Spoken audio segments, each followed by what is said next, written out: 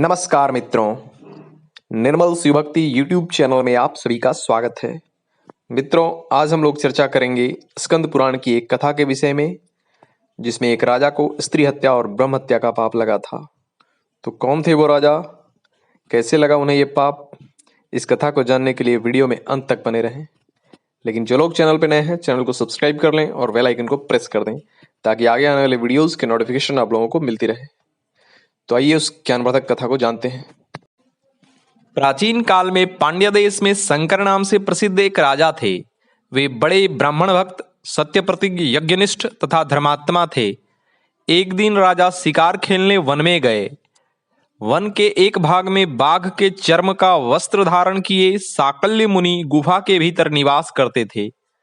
राजा ने दूर से उन्हें देख बाघ समझा और अपने धनुष से बाण चलाया। बाण इतना वेगशाली था कि ऋषि को वेधता हुआ उसके सामने खड़ी उसकी पत्नी को जा लगा। दोनों की तत्काल मृत्यु हो गई। माता पिता दोनों को मृत देख उन ऋषि साकल्य का पुत्र जांगल बड़ा भारी विलाप करने लगा, जिसे सुनकर राजा भी घबराया हुआ वहां पहुंचा और अन्य ऋषि महात्मा भी वहां इकट्ठा हो गए। उन सभी ने बहुत प्रकार से जांगल को सांत्वना दी तथा उसे अपने माता पिता का वैदिक रीति से अंतिम संस्कार करने के लिए प्रेरित किया। फिर उन्होंने जांगल से कहा कि तुम्हारे माता पिता की दुर्घटना जनित मृत्यु हुई, अतः उस दोष की शांति के लिए इनकी अस्थियां लेकर रामेश्वर शिव के क्षेत्र में मुक्तिदायक राम सेतु में स्थापित करो। फिर उन ऋषियों ने राजा शंकर की ओर बड़े क्रोध से देखा और कहा, महामूर्ख पांड्य नरेश, तूने क्रूरता पूर्वक ब्राह्मण की हत्या की है। तुझे स्त्री हत्या और ब्रह्म हत्या का पाप लगा है, अतः तू प्रज्वलित अग्नि में जलकर अपने शरीर का त्याग कर दे। राजा शंकर ने कहा, महात्माओं, ऐसा ही हो। मैं ब्रह्म हत्या की शुद्धि के लिए आपके समीप प्रज्वलित अग्नि में अपने शरीर की आहुति दे दूंगा। राजा ने अपने सैनिकों और सचिवों को लकड़ी लाकर अग्नि प्रज्वलित करने को कहा। राजा की बात सुनकर मंत्री और सैनिक रोने लगे। राजा ने कहा, मुझे महापाप लगा है, इसकी शुद्धि के बिना मैं अब किसी काम का नहीं रहा, अतः शोक त्याग कर लकड़ी लाकर अग्नि प्रज्वलित करो। फिर उन सभी ने लकड़ी लाकर अग्नि प्रज्वलित किया। राजा ने सभी महात्माओं को प्रणाम किया और अग्नि प्रवेश करने लगे। तभी आकाशवाणी हुई, राजा शंकर, तुम अग्नि में प्रवेश न करो।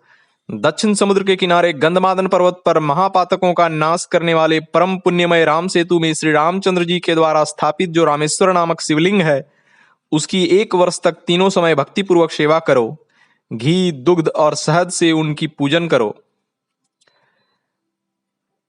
उनके सम्मुख दीप जलाओ और आराधना करो। रामेश्वर शिव की उपासना से तुम्हारी स्त्री हत्या और ब्रह्म हत्या तत्काल नष्ट हो जाएगी। आकाशवाणी सुनकर ऋषियों ने कहा, महाराज, मोक्षदायक राम सेतु पर शीघ्र जाओ। हमने भगवान रामेश्वर के महात्म्य को न जानने के कारण ही आपको प्रज्वलित अग्नि में देह त्याग करने की सलाह दी। राजा ने वैसा ही किया। वे रामेश्वर की सेवा के लिए गंधमादन पर्वत पर गए और राम सेतु पर 1 वर्ष तक निवास किया। वे तीनों समय भक्तिपूर्वक भगवान रामेश्वर की पूजा आराधना करते। वर्ष के अंत में उन्होंने भक्तिपूर्वक रामेश्वर महादेव की स्तुति की। स्तुति करते हुए राजा शंकर के मुख से अत्यंत भयानक ब्रह्म हत्या निकली, जो नीला वस्त्र धारण किए अत्यंत क्रूर दिखती थी। उस विभत्स ब्रह्म हत्या को भगवान शंकर की आज्ञा से भैरव ने त्रिशूल से मार डाला। फिर भगवान रामेश्वर ने राजा से कहा, मैं प्रसन्न हूं, वर मांगो। राजा शंकर ने कहा, मैं आपके दर्शन से कृतार्थ हो गया हूं, बस अपने चरणों में अविचल भक्ति प्रदान करें। तथास्तु कहकर भगवान उसी शिवलिंग में समा गए। ओम।